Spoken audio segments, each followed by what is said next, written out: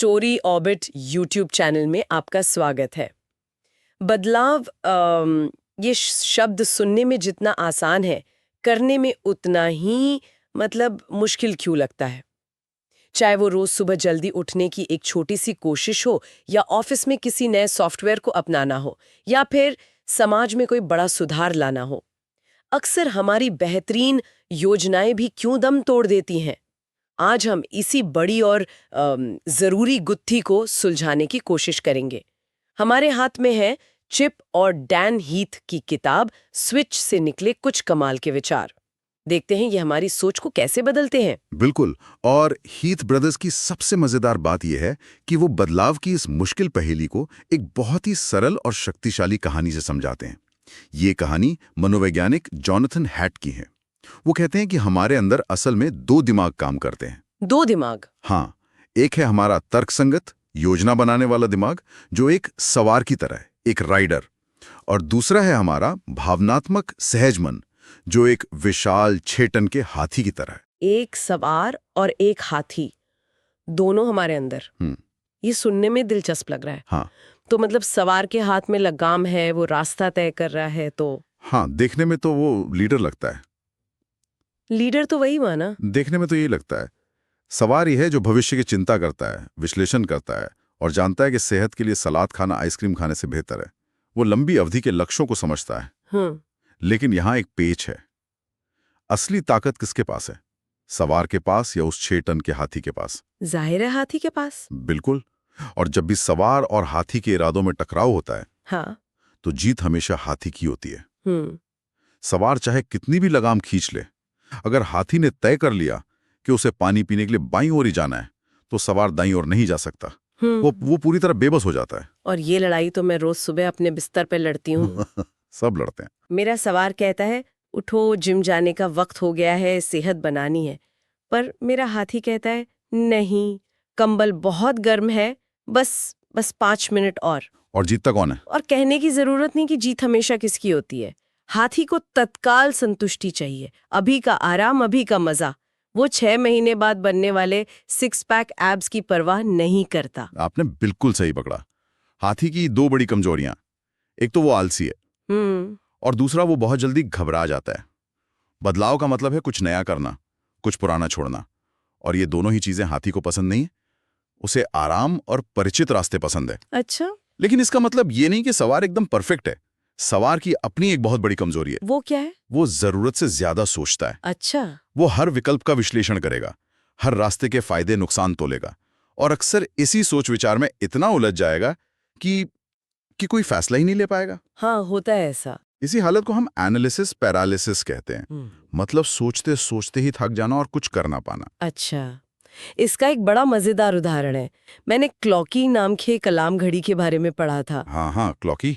जब उसका अलार्म बजता है तो वो सिर्फ आवाज नहीं करती, बल्कि अपने पहियों पर आपके बेड साइड टेबल से कूदकर कमरे में भागने लगती है। हाँ, मैंने भी सुना है उसके बारे में। तो आपको उसे बंद करने के लिए बिस्तर से निकलकर उसे पकड़ना ही पड़ता है।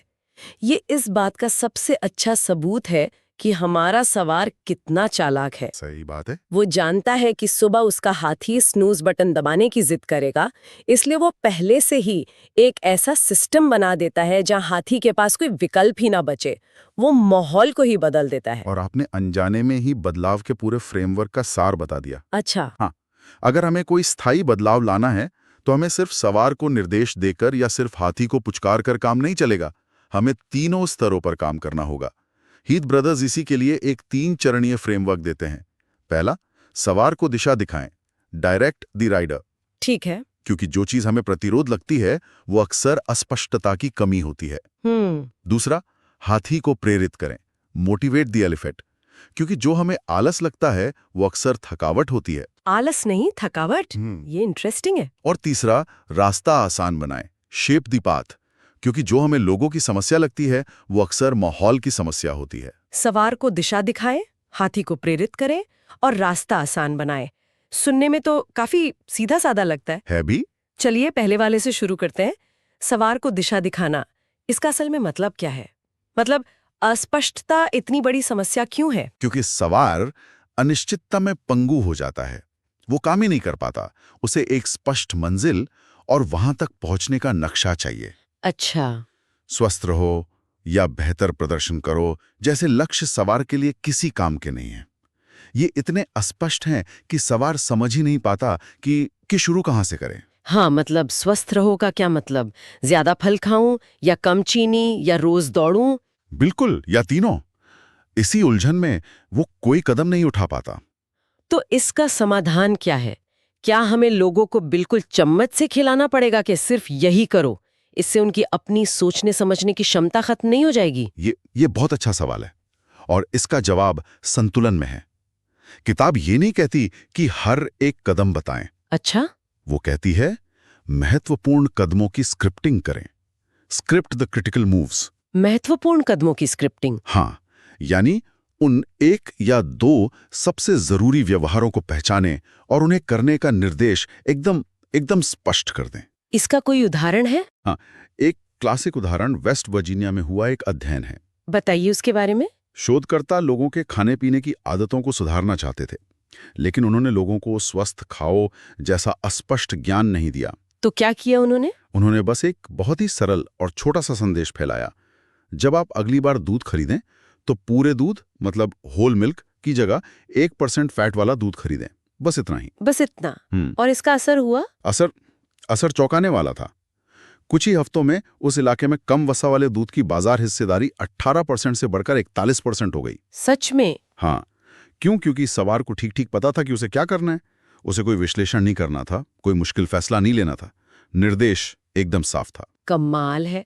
मतलब इस एक छोटी सी जीत ने लोगों को आगे और भी स्वस्थ बदलाव करने के लिए शायद प्रेरित किया होगा। बिल्कुल। कमाल है। तो सवार को एक स्पष्ट शुरुआती बिंदु देना जरूरी है, लेकिन अब उस छेटन के हाथी का क्या करें जो अपनी जगह से हिलने को ही तैयार नहीं है? मान लीजिए सवार को पता है कि 1% दूध खरीदना है, पर हाथी कह रहा है नहीं, मुझे तो मलाईदार गाढ़े दूध का स्वाद ही पसंद है। तब क्या होगा? अब आप दूसरे और शायद सबसे महत्वपूर्ण चरण पर आ गई हैं, हाथी को प्रेरित करना। अच्छा, आप हाथी से तर्क से बात नहीं कर सकते। आप उसे फैट परसेंटेज के चार्ट और भविष्य में होने वाली दिल की बीमारियों के आंकड़े नहीं दिखा सकते। हाथी ज्ञान से नहीं, भावनाओं से चलता है। सही बात है। आपको उसे कुछ महसूस कराना होगा। महसूस कराना, इसका सबसे बेहतरीन उदाहरण मुझे जॉन स्टेगनर की कहानी लगती है। हाँ, बिल्कुल। जो एक बड़ी कंपनी में खरीद प्रक्रिया मतलब परचेजिंग प्रोसेस के डायरेक्टर थे। वो अपनी कंपनी के पैसे बचाना चाहते थे, लेकिन कोई उनकी बात ही नहीं सुन रहा था। हाँ, वो कहानी इस सिद्धांत को पूरी तरह से समझाती है। स्टेगनर ने महीनों तक डेटा इकट्ठा किया, रिपोर्ट्स बनाई, प्रेजेंटेशंस दी, ये साबित करने के लिए कि उनकी कंपनी एक ही जैसी चीजों के लिए अलग अलग सप्लायर्स को बहुत ज्यादा पैसे दे रही है। लेकिन किसी मैनेजर पर कोई असर नहीं हुआ। मतलब उनका सवार तो शायद समझ गया था। हाँ, पर किसी का हाथ ही टस से मस नहीं हुआ। फिर उन्होंने जो किया वो शानदार था। उन्होंने अपनी कंपनी द्वारा खरीदे जाने वाले सिर्फ एक आइटम पर ध्यान केंद्रित किया, काम करने वाले दस्ताने। हाँ। उन्होंने अपनी 424 अलग अलग फैक्ट्रियों से खरीदे जाने वाले हर तरह के दस्ताने का एक एक सैंपल मंगवाया। और फिर उन सभी 424 अलग अलग तरह के दस्तानों को हर एक पर उसकी कीमत का टैग लगाकर बोर्ड रूम की विशाल कॉन्फ्रेंस टेबल पर ढेर लगा दिया। सोचिए वो नजारा। बिल्कुल। जब कंपनी के सारे वाइस प्रेसिडेंट्स उस मीटिंग में आए तो उन्होंने टेबल पर दस्तानों का एक पहाड़ देखा। उन्होंने देखा कि एक जैसे दिखने वाले सूती दस्तानों के लिए एक फैक्ट्री $3 दे रही थी तो दूसरी $10। एक और तरह के दस्ताने की कीमत $5 से लेकर $17 तक थी। उस दस्तानों के ढेर ने जो असर किया वो स्टेगनर की कोई भी एक्सेल शीट या पावर पॉइंट प्रेजेंटेशन कभी नहीं कर सकती थी। बिल्कुल। उस ढेर को देखकर उन्हें कुछ महसूस हुआ। उन्हें अपनी आंखों से बर्बादी और बेवकूफी दिखाई दी। हाँ। मीटिंग में एक मैनेजर ने एक दस्ताना उठाकर कहा, हम सच में इतने पागल हैं क्या? इसे अभी ठीक करना होगा। वो एक अरे वाला पल था। इसे ही किताब में सी फील चेंज कहा गया है ना? हाँ, सी फील चेंज। पहले कुछ ऐसा दिखाओ जो सीधे भावनाओं पर असर करें, जिससे कुछ महसूस हो, और फिर बदलाव अपने आप आएगा। ये दस्तानों का ढेर वाला आइडिया तो कमाल है ना? ये सिर्फ ऑफिस के लिए ही नहीं, अपनी निजी जिंदगी में भी काम आ सकता है। अक्सर हम अपने पार्टनर या बच्चों को तर्क देकर समझाने की कोशिश करते हैं, जबकि शायद उन्हें कुछ महसूस कराने की जरूरत होती है। बिल्कुल, और यही हाथी की ताकत है। तर्क दिमाग तक पहुंचता है पर भावना सीधे दिल तक। अगर स्टेगनर सिर्फ प्रेजेंटेशन देते तो शायद लोग सहमत तो हो जाते, पर भूल जाते हैं। हाँ, पर उस ढेर को देखकर जो तत्कालिक और शक्तिशाली भावना पैदा हुई वो कभी नहीं होती। हाथी को हिलने के लिए एक भावनात्मक किक की जरूरत होती है। ठीक है, तो हमने सवार को रास्ता दिखा दिया और हाथी को भावनात्मक रूप से प्रेरित भी कर दिया। क्या हमारा काम हो गया? अभी नहीं, एक तीसरा और बहुत जरूरी हिस्सा बाकी है। अच्छा, रास्ता आसान बनाना। रास्ता आसान बनाना। हाँ, कई बार समस्या ना तो सवार की स्पष्टता में होती है और ना ही हाथी की प्रेरणा में, बल्कि खुद रास्ते में होती है। मतलब माहौल या स्थिति ही ऐसी होती है जो सही काम को मुश्किल और गलत काम को आसान बना देती है। इसका क्लासिक उदाहरण मुझे पॉपकॉर्न वाला अध्ययन याद आता है। हाँ, वो बिल्कुल सही उदाहरण है। बताइए जरा उसके बारे में।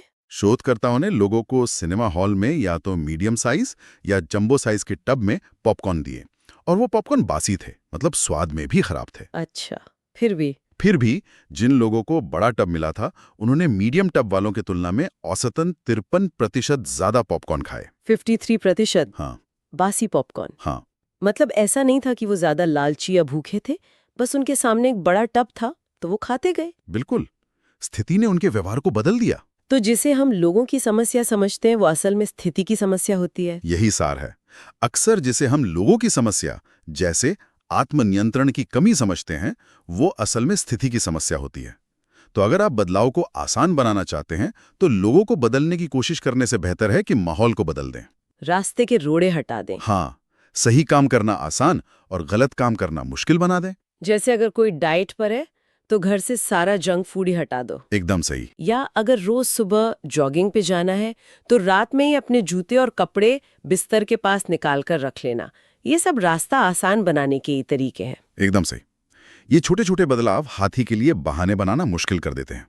जब जूते सामने रखे होंगे तो हाथी ये नहीं कह पाएगा कि अरे जूते कौन ढूंढेगा।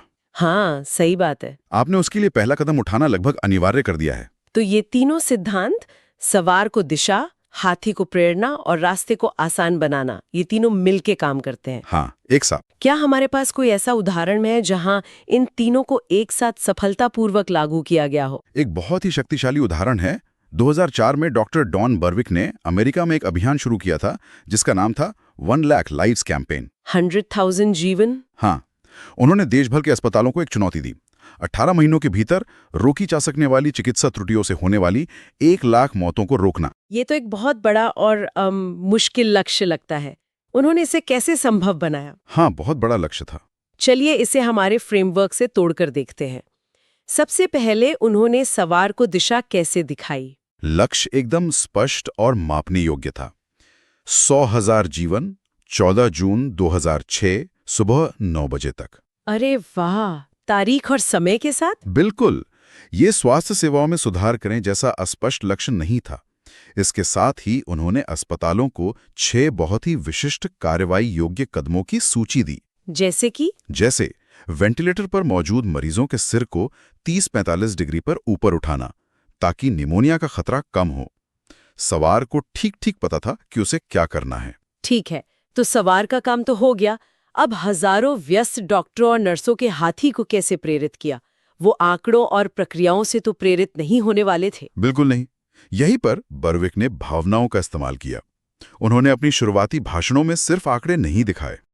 वो मंच पर सोरेल किंग नाम की एक मां को लेकर आए जिनकी बेटी की मृत्यु एक आसानी से रोकी जा सकने वाली चिकित्सा त्रुटि के कारण हुई थी।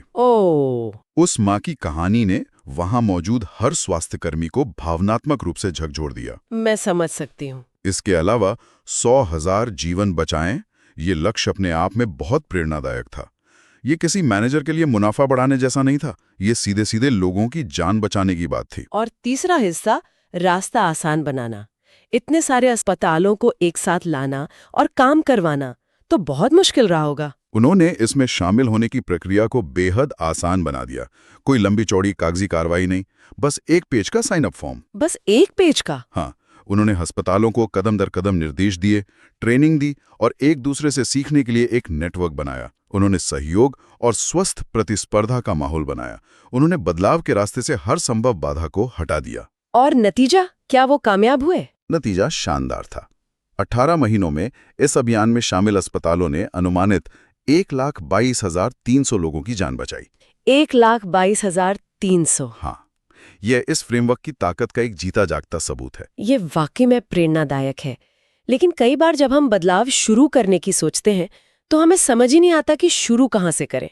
समस्या इतनी बड़ी लगती है कि सवार और हाथी दोनों ही घबरा जाते हैं। और इसी के लिए किताब में एक और बहुत शक्तिशाली विचार दिया गया है। समस्याओं पर ध्यान केंद्रित करने के बजाय रोशनियों को ढूंढें। रोशनियों को ढूंढे, हाँ। मतलब फाइंड द ब्राइट स्पॉट्स। हाँ, यानी उस स्थिति में ऐसा क्या है जो पहले से ही काम कर रहा है, भले ही छोटे स्तर पर। इसका मतलब है कि हर अंधेरे कमरे में कहीं ना कहीं रोशनी की कोई किरण तो होती ही है। बिल्कुल। इसका सबसे प्रसिद्ध उदाहरण जेरी स्टर्निंग का है, जिन्हें 1990 में वियतनाम के गांवों में बच्चों के कुपोषण की समस्या को हल करने के लिए भेजा गया था। अच्छा, उनके पास बहुत कम समय और संसाधन थे। तो उन्होंने क्या किया? उन्होंने कुपोषण के कारणों पर कोई बड़ी रिसर्च तो नहीं की होगी? नहीं, उन्होंने ठीक इसका उल्टा किया। उन्होंने ये विश्लेषण करने में समय बर्बाद नहीं किया कि हजारों बच्चे कुपोषित क्यों हैं। इसके बजाय उन्होंने गांव में घूम घूमकर उन मुट्ठी भर गरीब परिवारों को ढूंढा जिनके बच्चे स्वस्थ थे। हाँ, जिनके बच्चे तमाम मुश्किलों के बावजूद एकदम स्वस्थ थे। ये उनके ब्राइट स्पॉट्स थे। और फिर उन्होंने ये पता लगाया कि ये परिवार ऐसा क्या अलग कर रहे थे जो बाकी नहीं कर रहे थे। हाँ, उन्होंने पाया कि इन ब्राइट स्पॉट माओं की आदतें बाकी माओं से थोड़ी अलग थीं। जहां ज्यादातर माएं अपने बच्चों को दिन में 2 बड़े भोजन देती थीं, वहीं ये माएं अपने बच्चों को दिन में 4 बार थोड़ा-थोड़ा खाना खिलाती थीं। 4 बार? हाँ, इसके अलावा वो चावल में झींगे और केकड़े मिलाती थीं, जो तालाबों में आसानी से मिल जाते थे, और साथ ही शकरकंद के हरे पत्ते भी डालती थीं। अच्छा। बाकी लोग इन चीजों को बच्चों के लिए अच्छा नहीं मानते थे, लेकिन ये प्रोटीन और विटामिन से भरपूर थे।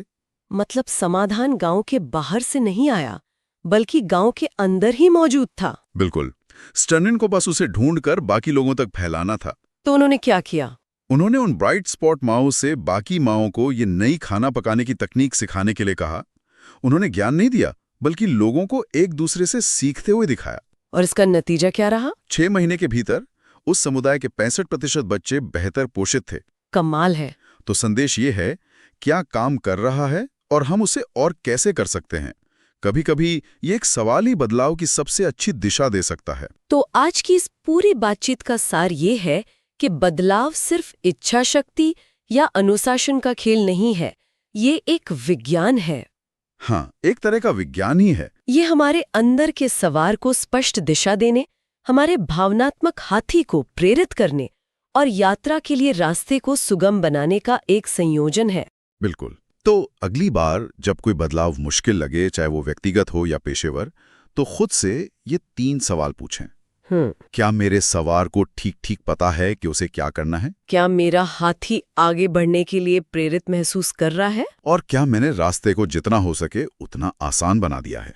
एक विचार जिस पर गौर किया जा सकता है। उस एक बदलाव के बारे में सोचें जिसे कोई लाना चाहता है। उस क्षेत्र में पहले से मौजूद एक ब्राइट स्पॉट या सफलता की एक छोटी सी कहानी क्या है? पूरी समस्या को एक साथ हल करने की कोशिश करने के बजाय क्या उस एक सफलता की नकल की जा सकती है? अगर आपको ये वीडियो पसंद आया तो कृपया लाइक, कमेंट करें और हमारे YouTube चैनल स्टोरी ऑर्बिट को सब्सक्राइब भी करें।